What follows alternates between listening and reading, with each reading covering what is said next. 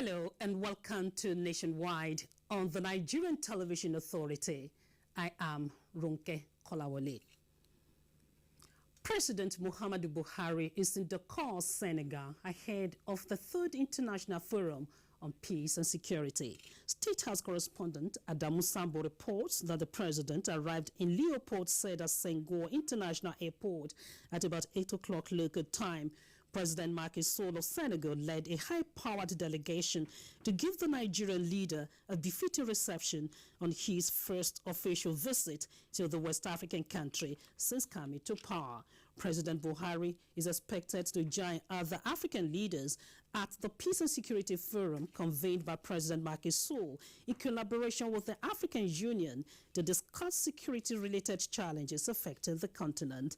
The president, who has identified improved security in Nigeria as a priority for development, shares the vision of the forum in finding solutions to, among others, terrorism, violent extremism, piracy, drugs, and human trafficking.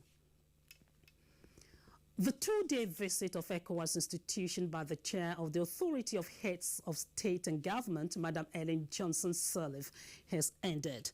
Addressing journalists at the end of the visit, President Sirleaf expressed satisfaction with the visit, pointing out that it has enabled her to understand better the workings and challenges faced by the institutions. She reiterated the need for greater synergy between the organs and the institutions, just as the call for prudency in managing scarce resources.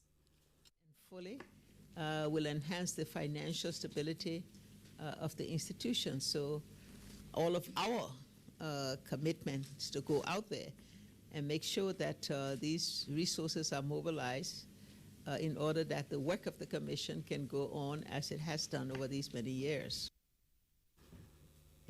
The chair also used the occasion to speak on efforts to bring peace to troubled Guinea-Bissau. On the 17th, I hope there can be a meeting of all the heads of states to take a decision that we all can live with. But like I say, it's a very complicated situation, and it has been for the past 3 or 4 years. Madam Sirleaf has since left Nigeria. The need for collaboration between media practitioners and the judiciary in sustaining Nigeria's democracy came to the fore at a 2-day workshop holding in Abuja. Dele Atumbi reports that the workshop was organized for judiciary correspondents in the Federal Capital Territory. The Acting Chief Justice of Nigeria, Justice Walter Onogen, who declared the workshop open, advocated a symbiotic relations where the media will speed with the innovations and development in the nation's judiciary. Justice Onogen said the workshop was timely and described a free press as the most potent evidence of a matured democratic government. He stressed the importance of preserving and protecting the judiciary as the bastion of viable democracy. The judiciary is the foundation of the rule of law in any society. If that foundation is threatened in any way, there cannot be a viable democracy. The administrator of the National Judicial Institute, organizer of the training, Justice Rosalind Bozimo, advised media practitioners to be accurate and balanced in their reportage of the judiciary. One of the cardinal points of this administration is the fight against corruption. The judiciary is committed to this fight. The forum gave judiciary correspondents and the top echelon of the judiciary the opportunity to rub minds on ways of reporting the third arm of government, with the overall interest of the country taking the center stage. In Abuja, Dele Atumbi, NTA News.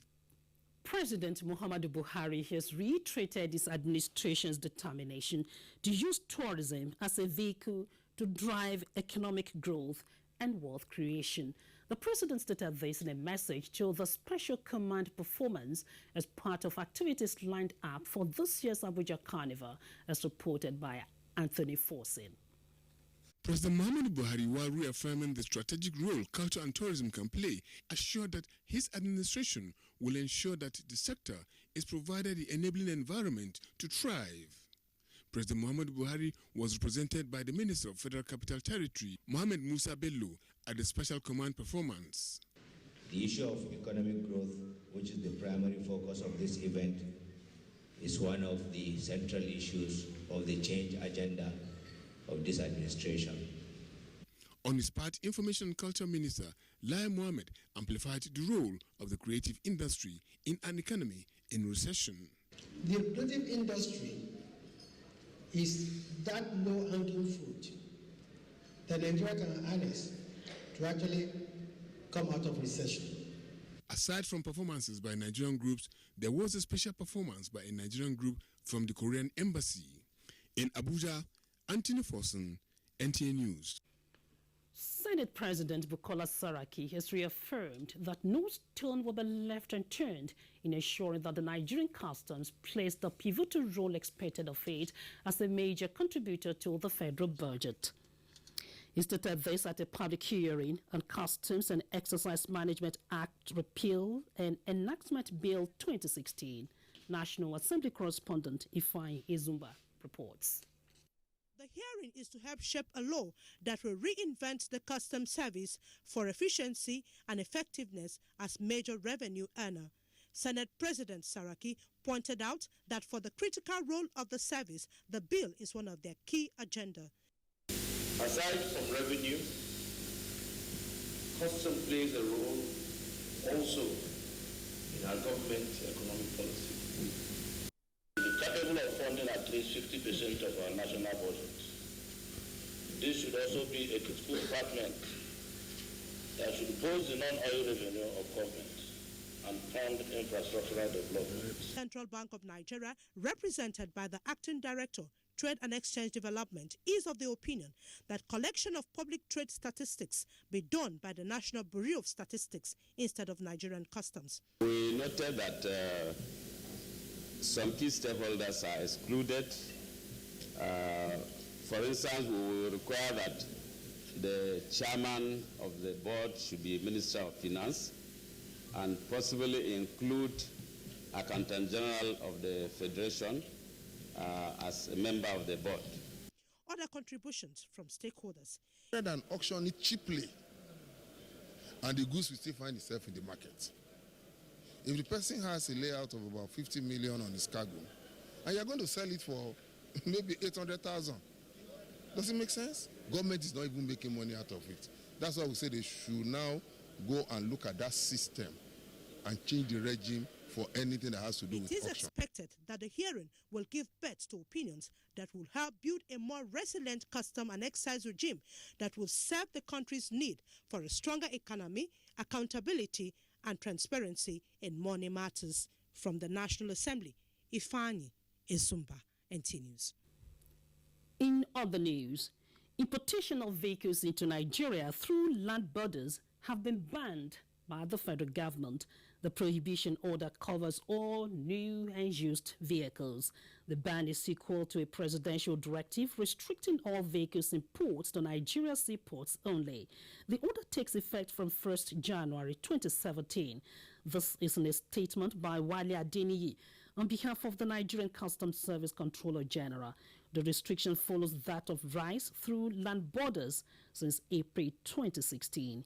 Importers of vehicles through the land borders are requested to utilize the grace period up till 31st December 2016 to clear the vehicles' imports landed in neighboring ports.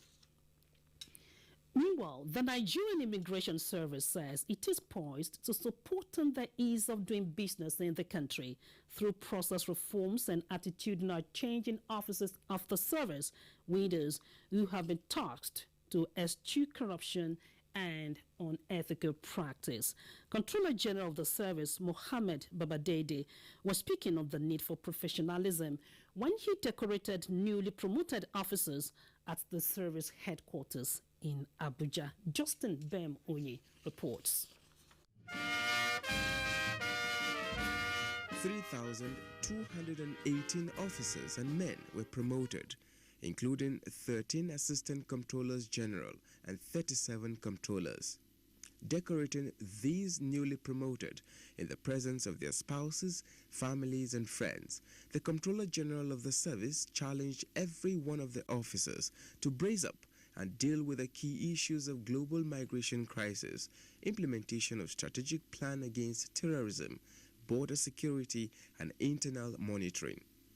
Most importantly, he said, is the need for officers to completely change their alleged awful attitudes that mar the image of the country so as to boost the business prospects in the country. We must ease the way we do business. We are the face of this government. Anybody who traveled 6 hours, 12 hours, lands at the airport, he arrives so tired and exhausted. What that person expects is a warm welcome by an immigration officer, who is the #1 person for him to see. The Comptroller General said plans are also underway for the service to launch a command and control center early next year to enhance monitoring of activities real time. Technology is the only way to run the future. We will also activate a service contact center to position the service so that we receive complaints real time online. We promise to make our offices customer-centric. Consequently, the officers are already in tune with the Comptroller General on reform policies aimed at repositioning the institution for quality service delivery. In Abuja, Justin Bemunyi, NTA News. The Federal Minister of Agriculture says it has commenced the purchase of grains towards stocking hot silos as directed by the presidency. Minister of Agriculture and Rural Development, Chief Audu Ogbe, at a press briefing, says under ECOWAS treaty, Nigeria cannot close our doors on our neighbors, especially on the supply of agricultural produce. Musa Babaliu heads that report. Even though the demand by our neighbors is putting pressure on the local supply, we are still aware and confident that this is a market economy. We will not interfere with the trading. The Minister of Agriculture is referring to Article 2 of ECOWAS Treaty that abolishes quantitative and administrative restrictions on trade among member states. Nigerians have continued to express concerns over neighboring countries' high demand and supply of agricultural produce from Nigeria. The Minister of Agriculture, Audu Ogbe, however, says there is no cause to worry about the situation. We have 33 silo sites in the country with a total capacity of nearly 2.5 million tons of grains. We have made arrangements with some governors to go back again and start planting even before Christmas. Planting millet, planting maize, and planting sorghum, so we can have a second crop by March, April. Meanwhile, the Open Forum for Agriculture Biotechnology in Nigeria has commenced discussion on ways of ensuring that farmers have access to quality and improved seeds to boost farmers' production. The forum was to create synergy to unlock biotechnology opportunities in Nigeria. In Abuja, Musa Baba Aliyu, NTA News. And for Nigeria to achieve sustainability in food production, the need for the nation to leverage on technology and build agriculture as a business has been stated as necessary. This was the opinion of guests on Good Morning Nigeria as they discussed agro-allied industrialization for inclusive growth in Nigeria. Omotola Omojola. Here's the details. The guests were unanimous in the call for Nigeria to move away from rain-fed agric to all-year-round farming, which they say is achievable through sustainable technologies that allow for efficiency and sufficiency in food production. My argument always has been we need to build on our strengths, on our people, on what we know and what we're already doing, and to enhance that and embellish it with industrialization. I keep telling people that agriculture is one leg of it. Food production is the second leg. The link is technology, okay? And then when you're talking about sustainability and you're talking about volumes, you cannot get value if you don't have volumes. That's very key. If you want to leverage, you want to create development frontier, shift development frontier, you must be able to put some kind of investment there to modernize the sector. We must modernize agriculture. They said it has also become imperative to build infrastructure that will encourage high returns on investment in agriculture and build an economically viable nation that provides for its people. There is no farmer that will be able to borrow in the current interest rate of 20-30% and say you want to make a good return. No. Please We need a single-digit interest rate for farmers in Nigeria and in Africa for them to be able to have access to capital that they will use to transform agriculture and promote development. One of the sore issues is farm-to-market roads. We have poor road infrastructure. So why don't we enter into a long-term agreement that is almost like a loan or a bond to our own country and build out this country's road infrastructure so that where the rural areas are and where farming is done, there is actually access to markets for harvest. Dr. Ndidi Nnoli Edozien also spoke on the role of government in communicating the national direction for agriculture, the need to improve the value chain in agri-production and encourage local manufacture of agro-equipment, among others, were noted. In Abuja, Omotola Omojola, NTA News. In the meantime, President Muhammadu Buhari has been described as a leader who recognizes the need for job creation. Minister of Women Affairs Aisha Jumei Al-Hassan made the statement at the closing ceremony for the training and empowerment of female artisans by the National Center for Women Development. Marijanatu Adam Said reports.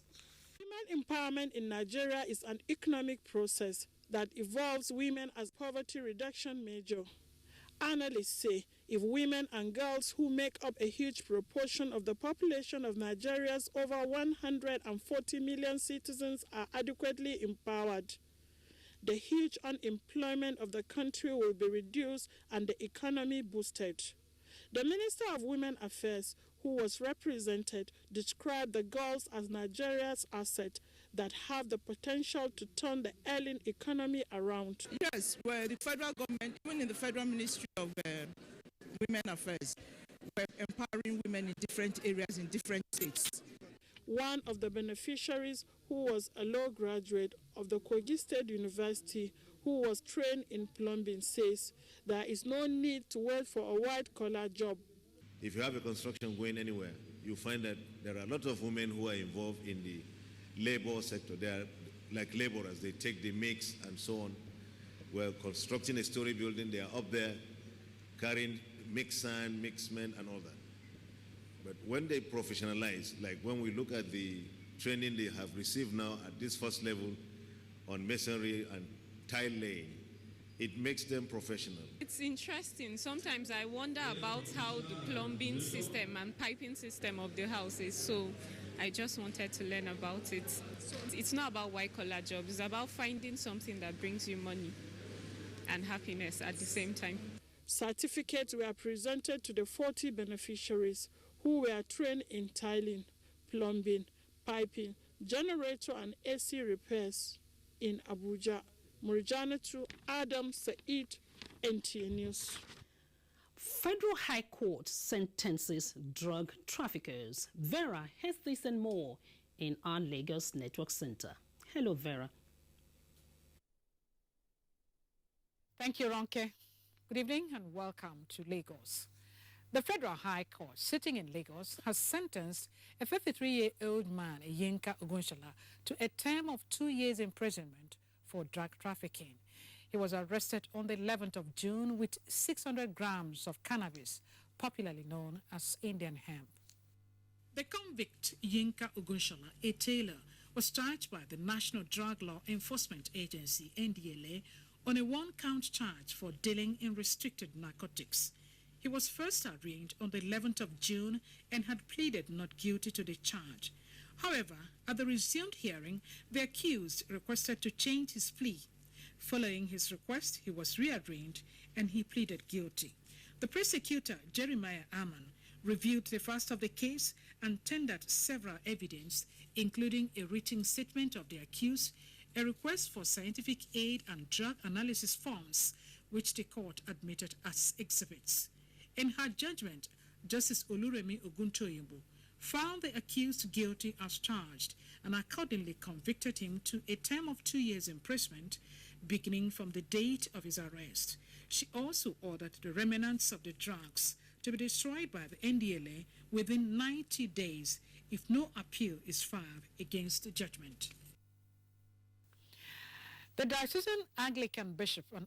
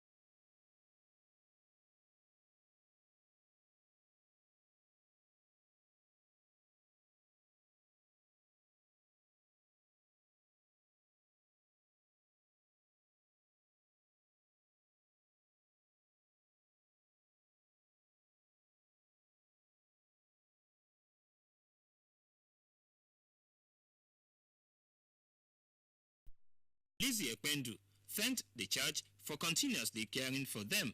So far, the church has been perfect. They've assisted us in all ways that are needed. All we need is love, prayers, and they've been doing that perfectly well. The episcopal visit to the prisons by the church is part of the Christian biblical injunction to care for the needy. In Lagos, Musa Tolian, NTA News. And that does it from Lagos. Nationwide news continues with Ronke in Abuja. Good afternoon. Thank you, Vera. Inspector General of Police Ibrahim Idris says the agency is rebranding itself towards ensuring efficient service delivery. It was at the launch of the Change Begins With Me campaign and a rebranding public complaint rapid response unit of the police force in Kano. Abdullahi Mustafa has that report. The Change Begins With Me program was flagged off by President Muhammadu Buhari in September 2016 with the aim of instilling discipline and patriotism in Nigerians. Already, the initiative is being adopted and promoted by various institutions, including the Nigeria Police. This and the rebranded Public Complaint Rapid Response Unit of the police were what brought the Inspector General Ibrahim Idris to Kano to launch.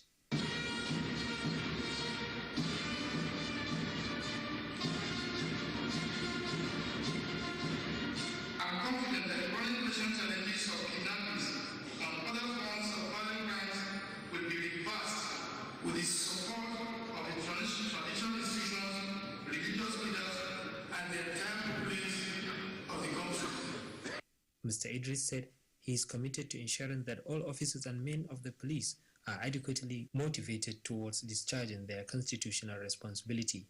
Kano State Deputy Governor Professor Hafiz Abubakar acknowledged the commitment of the police in maintaining law and order in the state, saying the new windows created by the IGP will strengthen relationship with the public.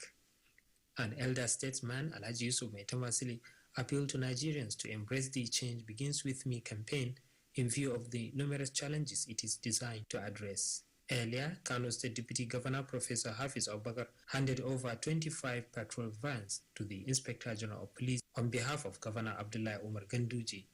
Security is top of the agenda of every responsible government. And Dr. Abdullahi Umar Ganduji is this morning confirming by action. Before leaving Kano, the IGP addressed officers and men at the State Police Headquarters, Bompai. In Kano, Abdullahi Mustafa, NTA News. The Federal Road Safety Corps, FRSC, has dissociated itself from the rumors making rounds that the Corps has distributed arms to its officers and men and calls on Nigerians to disregard such claims as there is no basis of truth in it. In a statement issued by the head Media Relations and Strategy of the Corps, BC Kazim, he clarified that the Corps Marshal of FRSC, Boboyo Yeyemi, was misquoted when he decried the number of his staff that were killed by errant motorists avoiding arrest, which is said would have been avoided if the Corps were to bear arms. He further stressed that even though the operatives of the Corps have undergone regular arms training at different intervals from 1992 and more recently too, the Corps has no plan to include it as part of its operations at the moment. With reference to the amendment of the FRSC Establishment Acts of 2007, which permits road traffic managers to bear arms in the same manner as other sister agencies, BC Kazim stated that it has never been the priority of the Corps under the leadership of past and present Corps Marshals to implement it. The National Human Rights Commission has regained its Grade A status that was downgraded in 2007 by the International Coordinating Committee, ICC, due to political interference. Executive Secretary of the Commission, Professor Bem Awe, who stated this, said it is an indication that the federal government does not interfere in its operations. Edino Justice has that report.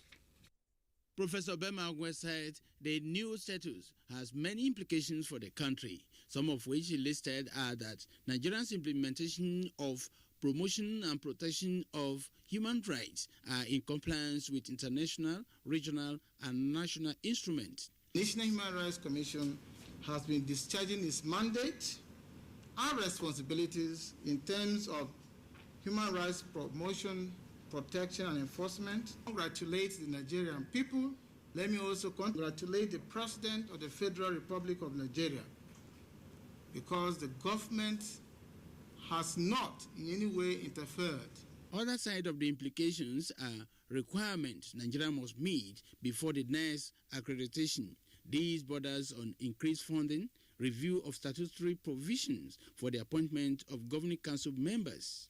The executive secretary also noted that Nigeria has crossed the 1 million complaint threshold this year. Edino Justice, NTA News. Benue State Police Command has confirmed the safe release of Mrs. Iyaudo Tor Agbidie, an editor with Radio Benue, who was kidnapped in the early hours of last Friday in her residence in Makurdi. Damian Madwate reports that the police public relations officer, Joel Jamo, said the network of intelligence and swift action of security agents resulted in the release last night. He said 2 suspects have been arrested in connection with the abduction, while the police are still trailing the principal suspect. Meanwhile, Mrs. Agbidie, who says she is grateful to God for her release, has been reunited with her family. Congratulations to her. Rivers Police Command set for rerun election. This and more with Mina in Port Harcourt Network Studio. Hello, Mina. It is over to you. Hello, Ronke. Good afternoon and welcome to Port Harcourt. The Rivers State Police Command says it will deploy more personnel during Saturday rerun election to prevent people that are planning to use fake security agents from disrupting the process. The Commissioner, Francis Odesanya, stated this at a stakeholder security meeting in Port Harcourt. Kingsley Amajiri has a report. The Interagency Committee meeting on election security was constituted ahead of the rerun elections to discuss and strategize towards achieving a violent-free poll. State Police Commissioner disclosed that no police officer attached to any official would be allowed to carry firearms. Let me assure you,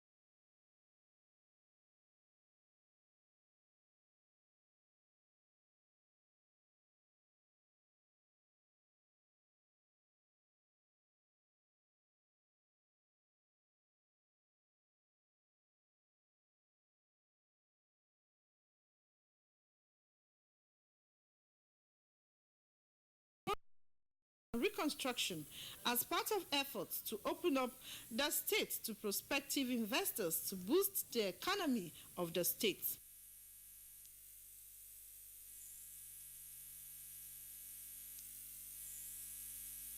The strategic management of Nigeria have again been challenged to provide the right think tank in their various endeavors towards promoting efficient policies that will help strengthen Nigeria's economy. This stands words at the 2016 Strategist Meeting and investiture of new fellows in Port Harcourt. Kingsley Amajiri reports.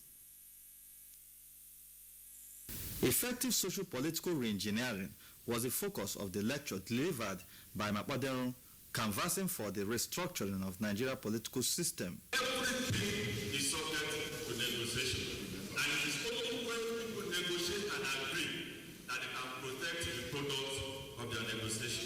In the minds of ISMN authorities, the investiture is equipping more Nigerians with knowledge and skills, just as the members share their thoughts on the relevance of the fellowship. The strategic dinner and fellows investiture was a platform to confer the ISMN fellowship to about 29 Nigerians who have made impact in their chosen career. The award was to stimulate them to serve the nation better. In Port Harcourt, Kingsley Amajiri, NTA News. And that's a bit from Port Harcourt. It's back to you, Ronke, for the rest of the news. Thank you, Mina. You can watch this news live online via the NTA mobile app, which you can download on your Android device at the Google Play Store or at the Apple Store if you use devices with iOS. You're watching Nationwide on NTA Network Service. There'll be more reports after this timeout. You know that importing consumables and domestic products kill local manufacturing and negatively affect the growth of the economy. That some imported products are dangerous to your health. That building factories can generate massive employment and grow the economy. Buying locally made products and services means investing back in the economy. Thousands of Nigerians are innovative and can take Nigeria to the next level. Growing the economy starts with you and I.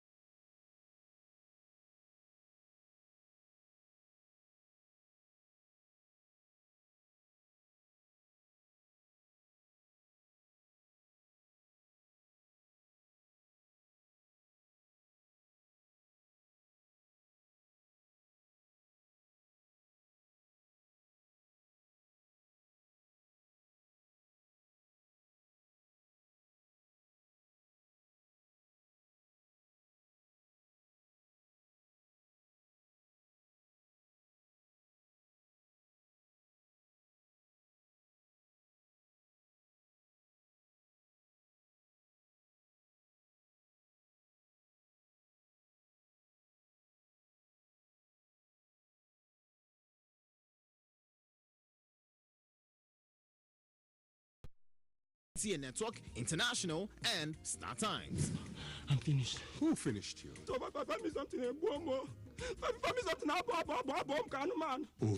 and out. Welcome to the new speed of life. Nigeria joins the rest of the world in going digital. This means Nigeria is moving from analog terrestrial TV broadcasting to digital. Now, digital broadcasting gives you clearer pictures, crystal clear sound, and a chance for more channels and more shows to watch. Digital TV is a whole new experience for you and a rich harvest of digital giving for the nation. Come aboard, Nigeria going digital. Coming to Abuja soon.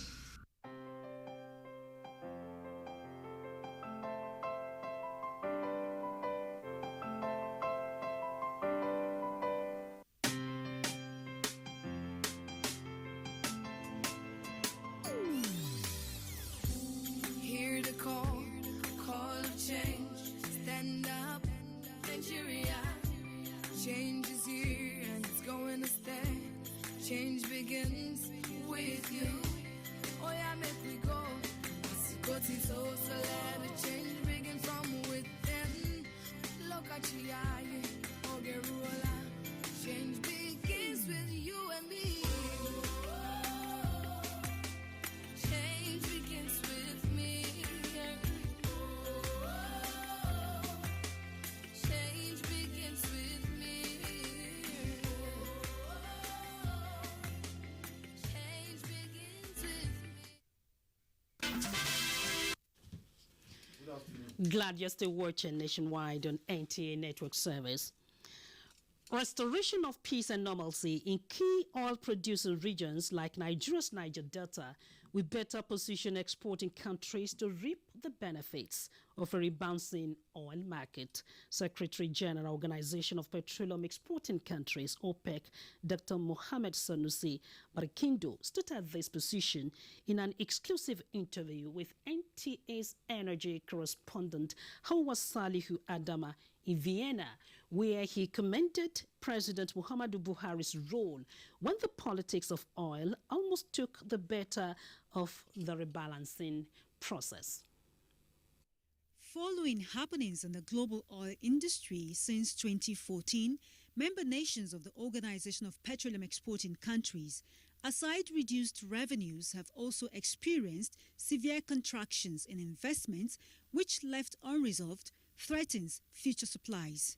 Cumulatively, OPEC 14 members have lost over $1 trillion revenue, with the 2016 World Oil Outlook putting total investments required to meet rising demand by 2040 at $10 trillion. The decision to cut production is one experts in the sector say is already swinging prices upwards, with the likelihood of fast-tracking the reshaping process. The cumulative 1.8 million barrels a day adjustment that we are looking beginning from January next year will bring forward the rebalancing process to the third quarter of next year.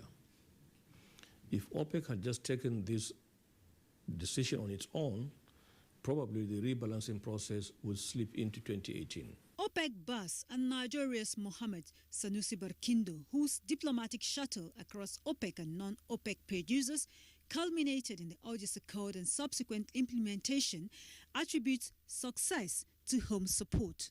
I had consistently requested our President Muhammadu Buhari, to intervene at his own level, because some of these issues, some of the differences between our member countries are more in the realm of politics rather than on matters of oil. Although OPEC contributes about 40% of world oil supply, its role in stabilizing the global market justifies a partnership whose sustainability will be determined at a crucial OPEC non-OPEC meeting slated for December 9th in Vienna. I'm Hawa Salihu Adama, NTA News. Thank you, Hawa. Towards achieving water quality in Agenda 2030 of the Sustainable Development Goals, experts are calling for partnership among organizations that deal with water-related issues. This was the submission at a regional experts meeting organized by UNESCO and National Water Resources Institute. In response to the pressing challenges posed by water quality, UNESCO and the National Water Resources Institute are bringing its experts on water management from the West African sub-region with an assignment to develop an appropriate and workable framework for strategic implementation of the SDGs Goal 6. General public has been involved too. It's important that everybody is part of it, and in fact we will also work on the advocacy side, not only on the technical. Experts are going to reflect on which kind of policy they can put together to manage. Minister for Water Resources Suleiman Adamu, represented, says the federal government, through its diversification initiative, considers water as critical, hence its readiness to collaborate with relevant stakeholders in the water sector. In the discharge of the quality of the water, it wants to make sure that it doesn't affect the remaining balance of the fresh water, which is very finite. So we must monitor it very critically. Since the Sustainable Development Goals (SDGs) is designed as a global program, these experts are saying it can only be achieved if all hands are on deck. In Abuja, Ngozi Chude, NTA News. The operational capacity of the Nigerian Navy fleet and its commands in safeguarding the nation's offshore oil installations was put to test during the Chief of Naval Staff annual sea inspection exercise. Defense correspondent Isaac Ukuma, who sailed on Nigerian Navy ship Centenary, reports that some arrests were made during the exercise. This year alone, the Nigerian National Petroleum Corporation recorded 1,447 incidents of pipeline vandalism in 5 months. With the resurgence of attacks on oil and gas facilities in the Niger Delta, especially offshore platforms, the first line of defense is the Nigerian Navy.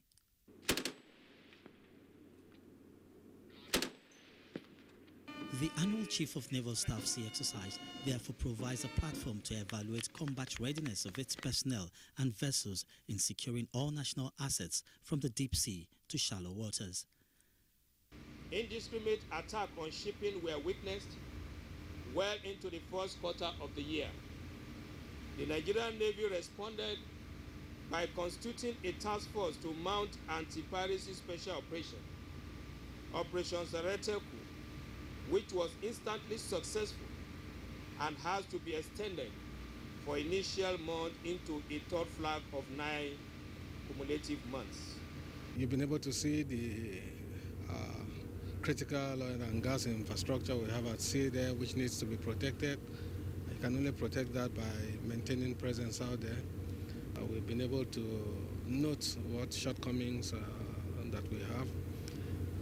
All this we'll put together as we ensure that we correct in subsequent exercises.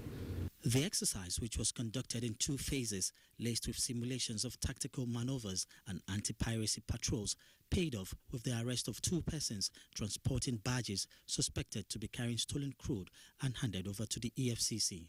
As those of them that are still in doubt as to the effectiveness of the choke point management strategy of the Navy put in place to check crude oil theft in this area.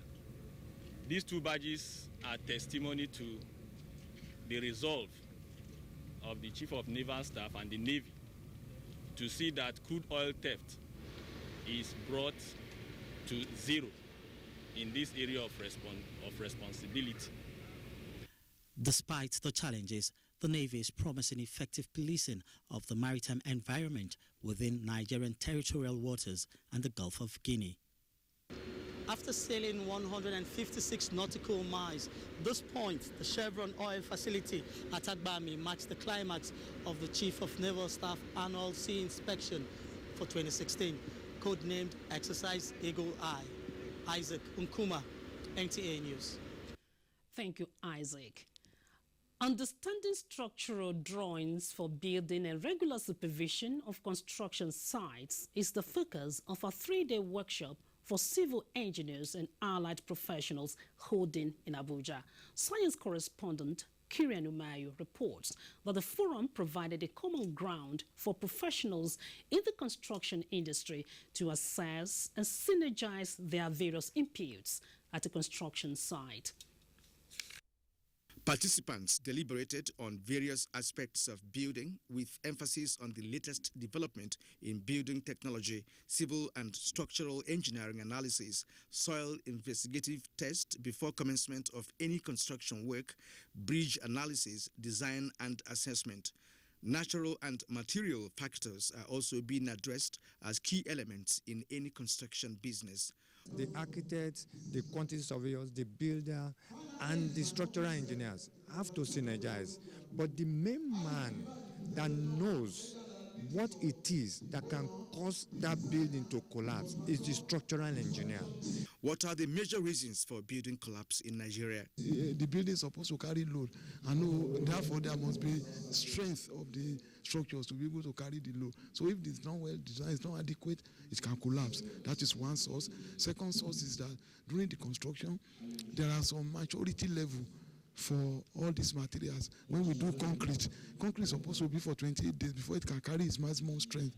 But now during construction, you have just laid it maybe 3 days, then they come and put block on it, load it during construction, which has not matured, then it can collapse. The workshop was organized by the Nigerian Society of Engineers, Abuja branch, in view of the building structural failures and collapses in Nigeria. Kirian Umayo, NTA News. Governor Lalong receives report of Commission of Inquiry into the activities of past administration. We now join Caleb in IJOS Network Center for details of this and other stories. Hello, Caleb.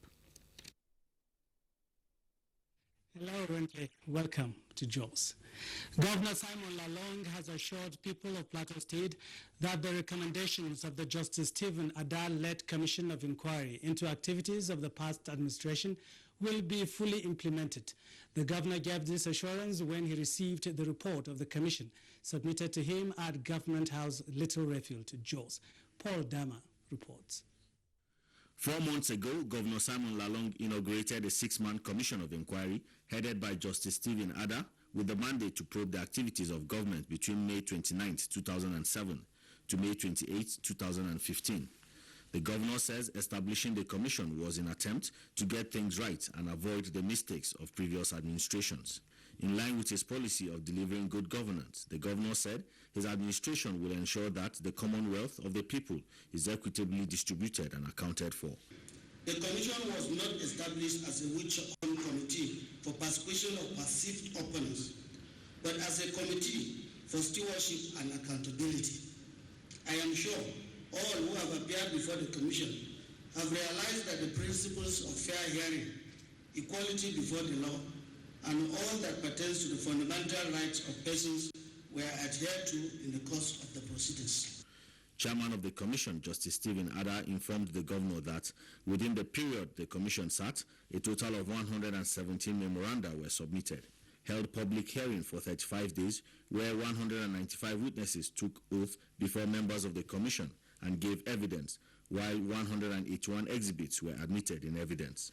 We had some volumes dedicated to a overview of the assignment, one dedicated to observations and recommendations.